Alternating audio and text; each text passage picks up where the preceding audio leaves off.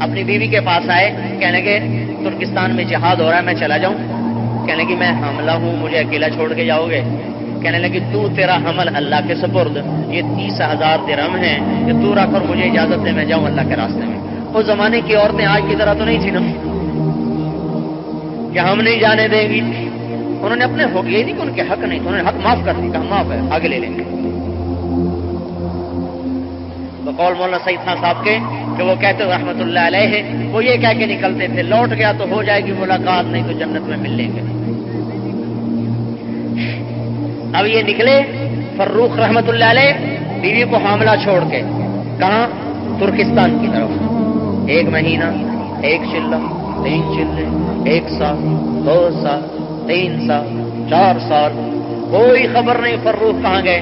پیچھے بیٹا پیدا ہوا، پروان چڑھا، جوان ہوا، اس کی جوانی ڈھل رہی، یہ بچہ پروان چڑھ رہا، وہ اپنے خاوند کی آس میں انتظار میں دیواروں کے ساتھ اس کی جوانی گزر رہی، سیاہی سفیدی میں بدل گئی، رونق چھریوں میں بدل گئی، جوانی بڑھاپے میں بدل گئی، آس کا پنچھی پھر بھی نہ ڈوبا، انتظار پھر بھی رہی کہ کبھی تو آئے گا، کبھی تو آئے گا۔ 30 برس گزر گئے، پر روح کا پتہ ہی کوئی، کبھی خبر آئے کہ زندہ ہے، کبھی خبر آئے شہید ہو گئے۔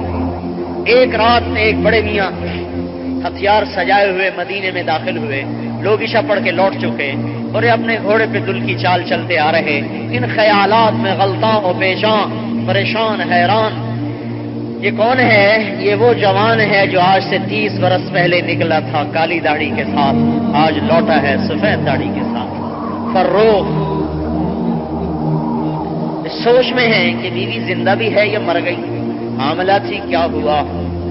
30 برس میں تو نسل ختم ہو جاتی ہے، کوئی مجھے پہچانے گا بھی صحیح کہ نہیں پہچانے گا۔ انہی خیالات میں اور انہی افکار میں ڈوبے ہوئے چلتے چلتے آہستہ آہستہ اپنے گھر کے دروازے پر پہنچے۔ گھر کا دروازہ نہیں کیسے کھلا رہ گیا تھا تو گھر کے اندر داخل ہو گئے، گھوڑے سمیت جو اندر، گھوڑے سے اترے، گھوڑے کی آواز، ہتھیاروں کی آواز، ان کے بیٹے تھے ربیعہ، وہ اٹھ کے کھڑے ہوئے، دیکھا تو چاندنی میں ایک بڑے میاں گھوڑے کی لگام پکڑے ہتھیار سجائے کھڑے ہوئے، ان کے تن بدن میں آگ لگ گئی۔ نے آگے بڑھ کے یوں ان کو گریبان سے پکڑا، اب بڑے میاں تجھے شرم نہیں آتی؟ مسلمانوں کے گھر میں بغیر اجازت کے داخل ہوتے، پردے دار گھر میں۔ اب یہ بیچارے گھبرا گئے، انہوں نے یوں سمجھا کہ شاید میں غلطی کھا گیا، کسی اور گھر میں آ گیا۔ 30 برس کہنے لگے بیٹا معاف کر دینا، میں یہ سمجھا یہ میرا گھر ہے، میں اپنا گھر سمجھ کے آ گیا۔ تو انہوں نے نا غور جھٹکا دیکھا، اچھا شرم بھی نہیں آتی جھوٹ بولتے ہوئے، ایک غلط کام کیا، گزرے گناہ بدتر از گناہ، اوپر سے کہ تو گھر میرا ہے، چلو میں تمہیں قاضی کے پاس لے کے چلوں۔ اب یہ معذرت کر رہے، وہ غصہ دکھا رہے، اس آوازیں بلند ہوئی تو ماں کی آنکھ کھل گئی، اوپر چوبارے پہ لیٹی ہوئی، انہوں نے جو کھڑکی کھول کے جو دیکھا تو 30 برس کی ریل چلتے چلتے چلتے چلتے چند سیکنڈ میں 30 برس کی منزل طے ہوئی، اور بوڑھے فروخ میں جوان فروخ کی جھلکیاں نظر آنے لگی اور ان کی چیخ نکل گئی۔ تو انہوں نے گھبرا کے دیکھا میری ماں کو کیا ہوا،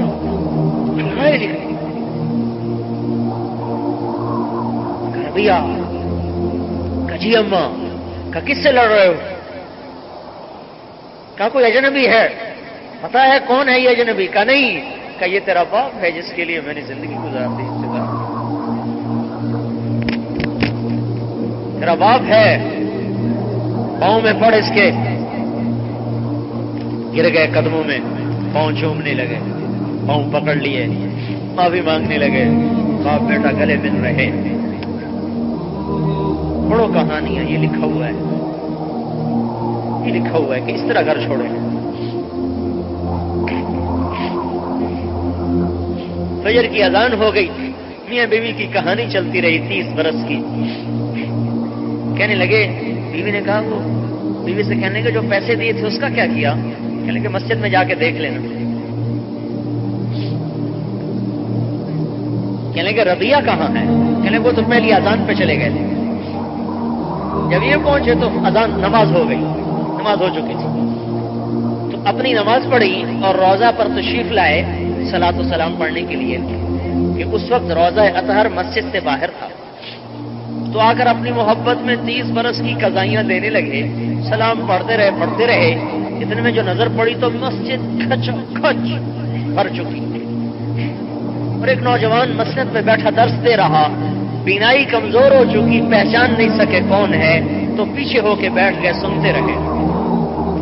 جب درس ختم ہوا تو ساتھ والے آدمی سے کہنے لگے بیٹا یہ کون ہے؟ تو وہ کہنے لگے بڑے میاں چچا جان معلوم ہوتا ہے آپ مدینے کے نہیں ہیں، آپ ان کو نہیں جانتے، مدینے کے امام کو نہیں جانتے؟ کہ بیٹا میں ہوں تو مدینے کا، آیا بڑے مدت کے بعد. آئیے ربیعہ ہیں مالک کے استاد، ابو حنیفہ کے استاد، سفیان ثوری کے استاد، سفیان بن عیینہ کے استاد اور یحییٰ بن معین کے استاد. اور یہ ان کی تعریف جیسے کوئی عقیدت میں تعریف کرتا ہے نا. تو انہوں نے کہا بیٹا لم تنتسبہ الیہ، تو نے نام تو بتایا، اس کے باپ کا نام ہی نہیں بتایا. عرب میں دستور ہے باپ کا نام ساتھ بتاتے ہیں. تو جذبے میں امام کہہ کر ربیعہ کہہ کر نام نہیں بتایا. کلم تنتسبہ الیہ، تو نے یہ تو بتایا نہیں بیٹا کس کا ہے. کہا چچا جان یہ فروخ کا بیٹا ہے، اس کا باپ چلا گیا تھا اللہ کے راستے میں، آج تک لوٹ گیا.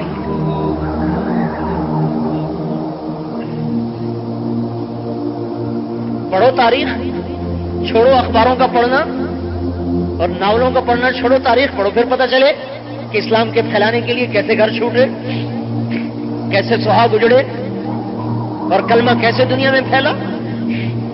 ایسے تو نہیں رضی اللہ عنہ بن گئے تھے، مفت میں بن گئے. قرآن پکار پکار کے بولا کہ جنت واجب ہوگی، ایسے ہی.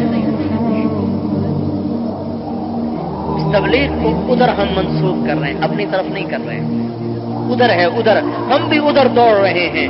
آپ سے کہہ رہے ہیں آپ بھی ادھر ہی دوڑیں.